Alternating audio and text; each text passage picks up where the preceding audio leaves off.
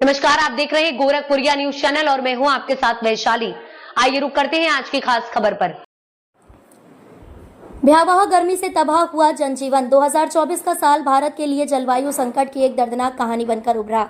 इस वर्ष देश ने अत्यधिक गर्मी, अचानक मौसम बदलाव, आंधी तूफान और बिजली गिरने जैसी कई प्राकृतिक आपदाओं का सामना किया। गर्मी का असर इतना भयानक रहा कि उत्तर भारत के कई इलाकों में पारा 50 डिग्री सेल्सियस के करीब पहुंच गया। राजस्थान, दिल्ली, उत्तर प्रदेश, बिहार और मध्य प्रदेश जैसे राज्यों में गर्मी के कारण लू चलती रही, जिससे हजारों लोग बीमार हो गए और सैकड़ों की जान चली गई। आकाशीय बिजली और तूफानों से मची तबाही। गर्मी के साथ साथ इस साल आकाशीय बिजली गिरने की घटनाओं में भी तेजी देखी गई। अकेले अप्रैल से जून के बीच सैकड़ों लोगों की मौत सिर्फ बिजली गिरने से हुई। बिहार, झारखंड और उड़ीसा जैसे राज्यों में कई जगह खेतों में काम कर रहे किसान और खुले में सो रहे लोग इसकी चपेट में आ गए। इतना ही नहीं, इस साल देश ने बेहद तीव्र तूफानों का भी अनुभव किया, जिसने लाखों घरों को प्रभावित किया।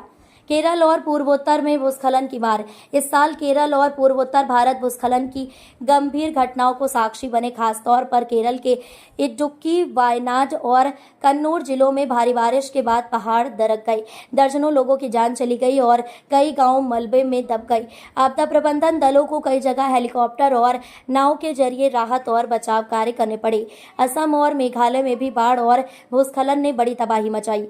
वैश्विक जलवायु परिवर्तन की छाया। मौसम वैज्ञानिकों के अनुसार इस पूरी आपदा का कारण ग्लोबल वार्मिंग है। आर्कटिक क्षेत्र में बर्फ की तेजी से पिघलने और महासागरों के तापमान में बढ़ोतरी ने वैश्विक मौसम प्रणाली को असंतुलित कर दिया है।